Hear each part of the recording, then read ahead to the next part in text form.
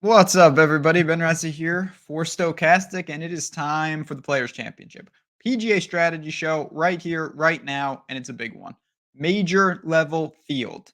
Drama, water, maybe alligators. I doubt it, but you never know. We're here to talk about the field. We're here to talk about the course. And most importantly, we're going to use our data to build some lineups, talk about lineup construction strategies, see what we've got. And it's all here at Stokastic. If you're not part of the team, hit the like button, subscribe to this very channel, and let's get into it. I do want to welcome everyone, of course. We're in a great stretch of Florida golf. We saw API last week. We'll recap that in just a second. Scotty Scheffler is taking over now. We're going to put him at the top of the board right there. But let's actually start there. I was going to talk about some other things, but really we should recap. Scotty Scheffler, when he putts, is going to be very tough to beat. And we saw it at Bay Hill last week. He took down the field in relatively easy fashion. He was his normal ball striking. He paired it with Rory, gave him the fix with the putter, I guess. And look at that. Now, other things that happened, you're going to see some crazy results, even in an elevated field. Guys making Fleetwood made a 10 on a hole. He went bye-bye. Rory, a lot of water. He was +1 on the par fives. I tweeted about that. That's ridiculous for a guy that good. He got dusted by 13 strokes on par fives alone from Scotty Scheffler. And then we did see, Wyndham Clark and some of these other guys put together, I'd say, a pretty damn good result. I know they didn't win because of Scheffler, but you've got to feel pretty encouraged if you're somebody like a Will Z, a Russell Henley, certainly a Shane Lowry or Wyndham Clark. And these are going to be names that we're going to be getting to in just a second. So we're going to talk about that and plenty more. And listen, TPC Sawgrass, this course, let's give you the things we need to know. Obviously, they've got a lot of water, a famous island green on 17, where if you could lose the tournament right there. But all in all, I think what we need to know, I don't think distance is a huge factor. You can get around this course without it. You need to be precise with your irons, and certainly you need to avoid water. I don't think that's really a skill. It's more just controlling your distance, not getting into trouble off the tee or with your approach game. One thing I do want to note, not with all my lineups, but it does look like they're getting a lot of rain and the course is going to be pretty receptive and soft. I do think you can build some lineups with that in mind. What does that mean to me?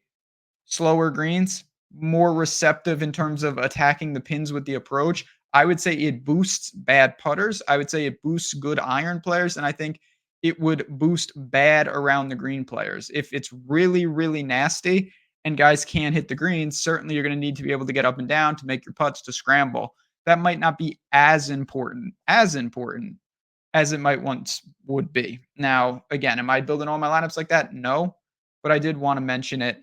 I think it's important to get a profile of what we want. But listen, this is the Players' Championship. The best of the best on the PGA Tour are here. They've been here in the past, the last couple of years. This has been won by Scotty Scheffler, defending champ, Justin Thomas types, elite players. And maybe we see that again. Maybe we see the long shots. We've seen some long shots over the years. It was a different time period in terms of on the calendar, but I don't think that that's a huge deal. Let's get into it. No reason to waste any more time. We'll start with the top tier of players and we'll work our way down. I have up here the data hub, all part of Stokastic. Again, I'll show you how to get access to all this and more. We're on DraftKings. Let's start getting into it. Scotty Scheffler, Rory, Xander, JT, Cantlay, and Hovland. Scheffler's almost 13,000. He's going to be extremely popular. Even at that number, it's hard to deny it. I personally don't think that you want to make a stand against Scotty Scheffler. I don't think I'm looking to jam Scotty Scheffler either. Said this with Min Woo last week. I said this with a couple other guys. Scotty Scheffler's not going to define my Players' Championship. I think in single entry, it's a decision point, obviously, because you can only have 0 or 100% of him. I'm more inclined to say 0% in those just because I think the 27.5 could become 40, 50% in certain things. That's just a little too much at a volatile course. But Scotty Scheffler is the best player in the world. His betting odds are ridiculous. He's at around 5-1, where everybody else is 20-1 except Rory. There's not much to say. Now, it does bring up an interesting leverage spot for Rory McIlroy, who will be at least half the ownership, if not more, of Scotty Scheffler. He did not play well at Bay Hill. He showed flashes of it. Saturday was outstanding, particularly that back nine. But I already mentioned this, and I'm going to say it again. Rory McIlroy played 16 par fives at Bay Hill, and he was +1 total. That is just not good enough. He had a double. He went in the water 3 times on 6, and he had 4 bogeys. He needs to clean that up. Off the tee, Rory is driving it. I mean, he always drives it good off the tee, but it's ridiculous. It's automatically dominant, best in the world. He's turning that into nothing. His irons have been not good enough, and his putter comes and goes. But having said that, I still, I'm a big Rory guy. He grades out really nicely here, big positive leverage, and it's pretty easy to see why. A lot of people want to go to Justin Thomas. A lot of people are going to want to go to Scotty Scheffler or build balance. You've got guys like Hovland as well. And again, this ownership will update. We're giving you some broad strokes here, so keep an eye on it. Again, if you're a Stokastic member, you'll see it as data comes in. But I think it's pretty safe to say Scotty's going to be the most popular play up here. And then I'd say Rory will be one of the lower owned. I think Justin Thomas will be higher than we're indicating right now, I'll be honest. And I like JT. I think that JT makes a lot of sense. I bet him in the betting markets naturally. I think question one, Scheffler plus JT. What does it look like? Well, it's going to leave you 4 spots where you're going to have to dip into the 6 and 5K range and maybe a little of the 7s. It can be done. There's no doubt about it.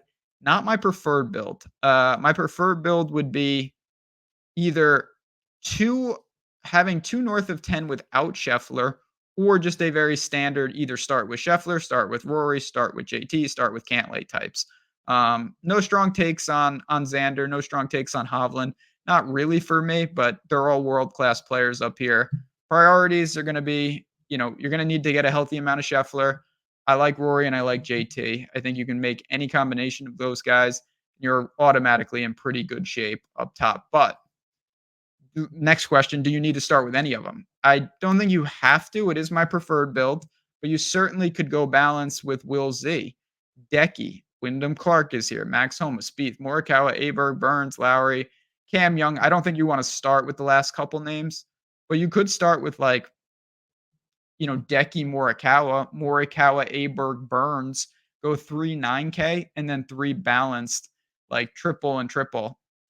Interesting build. Digging in here, you don't see massive in terms of spikes. I think Morikawa will be decently popular. Other than that, though, it's really I'd say element of dealer's choice here. You could look to some iron stacks. You could look to some off the tee. Obviously, Will Z was outstanding last week. He's a player. We know what the problem is. He can't putt. Now, he did putt a little bit at API, but he struggled immensely on these sawgrass greens. We have seen it in 2023. He came in 73rd. He lost 7 strokes putting. In 2022, he came in 26th. He lost nearly 2 strokes putting. It's just not happening right now on these greens. Can he figure it out? Absolutely. Will he? I think that's the game we all play. We don't know. We just have to embrace that. If you're comping to Augusta, if you're comping to Waste Management, Decky obviously is going to get some boosts there, and it makes sense. He's playing really good golf. He was 12th at API. Again, ball striking clinic, putter solid. He actually didn't have a great around the green game, which is atypical. He's a really good around the green player. He's got it all, though. When Decky putts, there's not much to say. Just a really solid play there. One that I do like this week. To me, when you look at everyone on the screen, I'd say that Morikawa is probably the most interesting. If this ownership doesn't decrease and he really is 20+%, that would be a tougher decision to me. I originally did want to get over on him. He's coming off a miscut at API, and I do think that'll shrink the ownership somewhat. But as I mentioned, soft conditions potentially. Morikawa is a deadly iron player. Even right now when he's not playing great, he's so good with the irons. He's got to clean it up. He lost across the board at API, and his short game was horrendous. But it's still Collin Morikawa. It's still a name that I think you can get behind. Bottom of the range, Shane Lowry makes a lot of sense. Jason Day to me makes some sense. He's been playing quietly pretty sound golf. He's a name, he's upwards 60, 70 to 1 in the outright market. 6th at Pebble, 9th at Genesis, 36th at API. Despite losing a bunch on the approach, again, when you see crazy strokes gains numbers in Florida, keep in mind there's water and it can skew things. It doesn't mean it doesn't count, but it's not the same, in my opinion, at least. So I would say starting points here, Will Z or Decky. Morikawa if you're going crazy balanced. I plan to be over on Decky. Morikawa pending the ownership. Jason Day is the guy that I like. Not really on Cam Young. Holman, Spieth, I'm indifferent. I don't really know what to do. They grade out pretty neutral here as well. If I get a little by, when I'm running the sims and whatnot, no problem with it, but it's not my favorite thing to do either. Scrolling down a little bit. If you watch this video every week or you follow me on Twitter at JazzRazDFS, and that's all appreciated. Tommy Fleetwood and me, we're not vibing right now. I really liked him last week. I thought it set up beautifully for him. And Tommy Fleetwood took 10 shots on an individual hole of golf. That is not the answer. He lost 8 strokes on the approach. That is not the answer. All of that was water related. Again, not the answer. Do I think that Tommy Fleetwood can bounce back here? Absolutely. Does that mean that I'm really honing in on him? Not really. He is going to be in the pool. There's no doubt about it. He grades out with slightly positive leverage. Ownership checks out. I think the price is reasonable. It's clear to me that more people are going to gravitate towards someone like Russell Henley or Corey Connors or even Tony Finau, I think, when it's all said and done. And I think that's more prudent. But Fleetwood, it is what it is. We really saw a big step back last week, but it was 2 rounds of golf and it was a couple holes that got away from him. Russell Henley makes a ton of sense. I think he's going to be cash viable for a lot of people, and he's just playing good golf. He's got everything you need. He can lean on the irons, Bermuda splits. He was 4th at API. He's putting the lights out. He's had 2 events in Florida here. He played in the Classic and at API. He gained 7 and 5.5 strokes putting. That'll play. But the guy I really want to hone in on, I'll tell you, I'll be honest. I think Tony Finau has a real shot to win.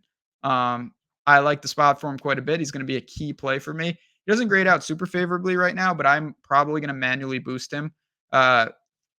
He's made every cut this year, coming off a 13th in Mexico. Now, he hasn't played in Florida this year, which is a little unfortunate. I wish he got some reps on the Bermuda, but he's obviously got a ton of experience at the Players. It's never been great for him.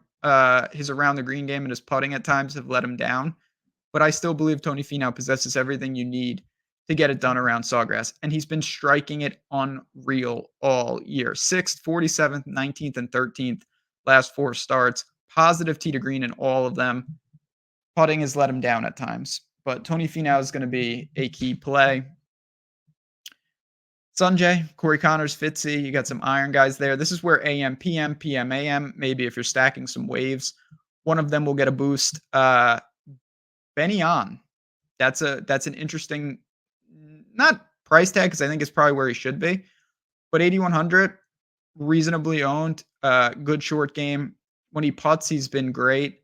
He's been great all year, just in general. I think this is a warranted target in the mid-range, 8th at API, 21st at the Classic, 16th at Genesis, going back a little bit. I know we're kind of into the mid-range here. I feel pretty good about it. I think that this is where you can really pepper your lineups, whether you're going Scheffler plus like 3 or 4 from here, or if you're doing the opposite, if you're going like 2 up top, 2 in the middle, 2 down low, and this is a skinny part of the range, there are absolutely opportunities to get in the mix here. And I will lean pretty heavily on the leverage as it smooths out. Right now, it's showing Brian Harman as a huge leverage and Minwoo Lee. I like Harman a lot. Not to say I don't like Minwoo, but Brian Harman sets up really, really well in the spot. And just take a look at kind of what we're getting there. If Siwoo's that popular, you could get some leverage. Looking at Keegan, Harris English, Tom Hoagie. Hoagie's probably going to be another guy people gravitate towards. Good track record here. He seems to know how to navigate the course. When you think of ball striking and irons, he is a name that comes up. But again, all of this is fully customizable. And if you haven't seen this, by the way, let me backtrack for a second. This is the data hub. It's all part of the Stokastic tools. You've got contest generator, simulators, all that stuff. That's all the sims. There are so many different ways to effectively build here. And I'll just bring it up right now. If you're looking to get involved, the link is below. Come to this page and read and see your choices. Whether you're just looking for data and you want to just use whatever process you're using, but you want to use our data, that's all here. And you're going to get Discord. If you want data and the sims, you can get that. And then, of course, if you really want to use the sims to be that integral part of your process, you can use that as well. And there is no better week. It's the Players Championship.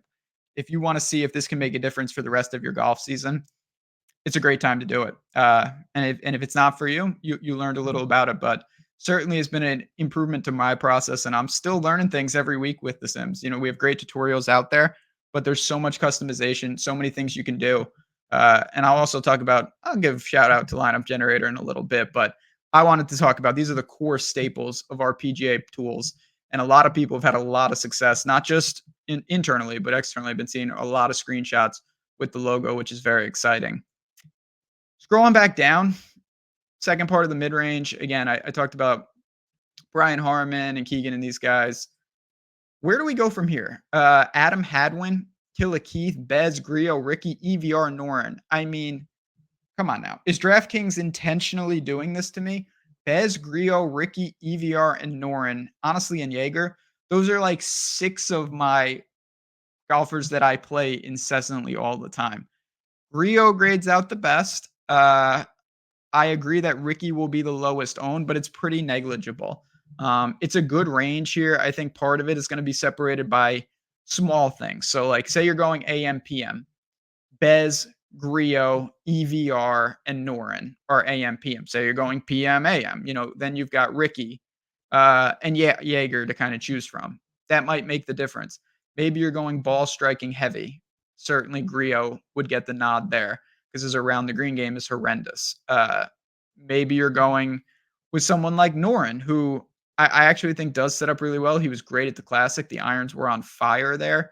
So this is a really good range, I think, to either land in as your last man in if you're going balanced, or if you go like Scheffler plus one more up top, or even like Rory plus one more up top, you can get 2 or 3 from this range. And that's going to anchor the rest of your lineup. Because I do think guys like Hadwin, Griot, Noren, even Bez to a lesser extent, can get in the mix here. We've seen time and time again, the Lahiris of the world get in the mix. The Players is a weird tournament. You see a lot of variance, even amongst a high variance sport like golf. And I'm going to embrace this range. I could conceivably get over if all these guys are hovering 5% on not everyone that's on the screen, but a lot of these guys and taking splashes in the pool. This is one of my favorite ranges. I think you're going to see some real upside here. And if these guys make the cut, it's pretty good value to return all in all. Make some birdies. We can get out of there. You've got Cam Davis is another name if you're going like off the tee heavy, which I think would be an atypical move here. That's not the worst thing at flat 7. Now we're getting, where are we here? Oh, yeah. We got Jimmy Stanger on the page. Let me backtrack because I definitely missed some of these guys. All right. I forgot all these guys. Sorry about that, Doug Gim. Not my intention. Let's talk about the 6K range and what we got going on. Cam Davis, I just mentioned. Justin Rose is there. But who do we want in the 6K? If you look at the leverage scores, Eckroat and Luke List, but these are small, finite things. These are pieces of the puzzle. Doug Gim is going to be really popular. I mentioned him in my values video as well. I do think it's warranted. 4 straight top 20s. Ball striking, great. 6th in 2022 here. What's not to like about Doug Gim? Well, he's going to be more popular than the rest of the range at a volatile course. That's the big concern. But that doesn't mean he's going to play bad. Far from it. Bo Hostler's playing pretty good golf. Billy Horschel is playing pretty good golf. He comes to Florida every year and he seems to turn it on. And this year, like every year, he gets to Florida and I ask myself, man, it's not really going good for Billy Ho, but we talked about him at the Classic and he returned a really nice 9th place finish for us. He gained across the board. That was coming off a miscut 41st. And that's what he does. He gets to Florida, he gets on Bermuda, and he knows how to handle these courses. He knows how to handle this element. He's played a lot of Florida golf in his life. So Billy Ho is definitely in play.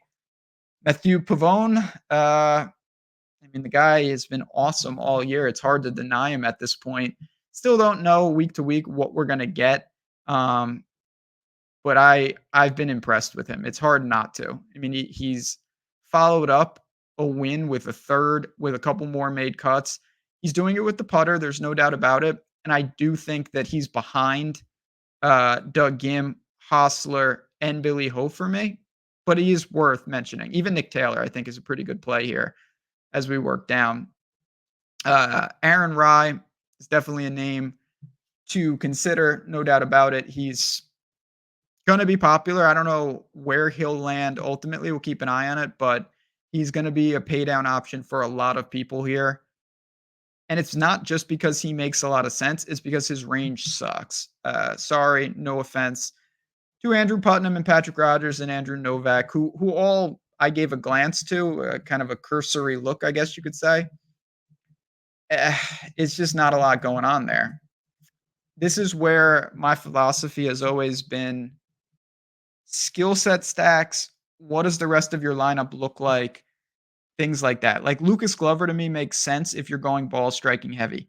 Bhatia makes sense if you think its play is easier than they're anticipating, or it's really, really soft conditions. Because he's a wild man. He can be aggressive, probably too aggressive for TPC Sawgrass if it's not the right conditions. Scrolling down, Ryan Fox has shown he can make cuts in these type of events. He made the cut last year here. He's made the cut in majors. He played decent golf, flipped the irons in his last appearance. But this is a pretty thin range. You've got really low ownership on all these guys, and you've got big boom bust potential. Maybe two of the most volatile players in the entire tournament are Kevin Yu and Taylor Pendrith. When they make the cut, they both seem to pepper the top 10, first page of the leaderboard. But when they don't make the cut, it's not that infrequent. They're obviously not doing anything. Taylor Pendrith, 2024. 10th at Sony, miscut at Amex, 9th at Farmers, miscut at Mexico, miscut at the Classic. 2 top 10s, 3 miscuts. Kevin Yu, 9th at the Classic, miscut at Genesis, miscut at Waste Management, 58th at Pebble, 6th at Farmers, 3rd at Amex.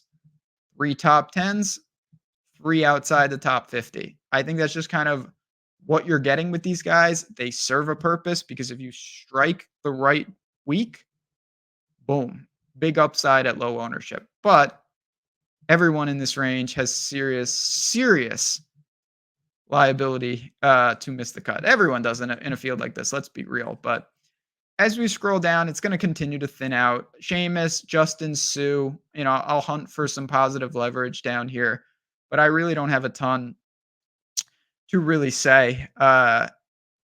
Mackenzie Hughes, Justin Hadley, I don't know how low you're going to need to go. For me, unless you're really going Scotty Scheffler plus another 10K option, I don't think you need to get crazy in this range. First of all, any exposure you get, particularly if you're only building, say, like a 20 set, you're going to get over on these guys. I mean, look at these ownership, Chesson Hadley types, Sam Ryder. Carson Young is a name that I do think does deserve a little bit of a shout out. He's been playing good golf. He's probably the quote unquote chalk in this range, but there is no chalk in the mid fives. It's just all very, very light ownership. And so you can do this. If you get them through, you have that much more money to play with around them. If not, obviously you've got a big problem. Looking at the 5K range, I think Chesson Hadley, Carson Young, and Justin Sue and Seamus. Those 4 are guys that I will look to hopefully get in the pool when I run the Sims, when I'm playing with Lineup Generator as well. And again, if you have not seen Lineup Generator, I do want to mention that. First of all, two important things. I should have probably led with this. Apologies.